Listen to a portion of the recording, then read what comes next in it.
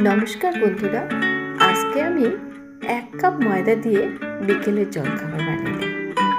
এর জন্য লাগবে আমার 2টো ডিম, ইস্ট, লবণ আর ময়দা। প্রথমে আমি ময়দাটিকে চেলে নিয়ে এর মধ্যে 1 চামচ লবণ দেব, 2 চামচ চিনি দেব এবং 1 চামচ ইস্ট দেব, দিয়ে মেখে নিয়ে ডিম ফেটিয়ে দেব।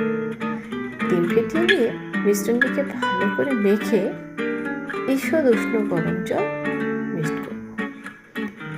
এরপর মেখে নিয়ে মিশ্রণটিকে আমি 1 ঘন্টার জন্য ভালো করে ঢেকে রেস্টে রেখে দেব। ফিরে আসলাম 1 ঘন্টা পরে। এবার আমি এটাকে ভালো করে মেখে নিয়ে একটা একটা করে ভেজে নেব। দেখুন বন্ধুরা, কি সুন্দর ফুলে উঠেছে। এভাবে আপনারাও বিকেলবেলা আপনাদের বাচ্চাদের জন্য বিকেলের জলখাবার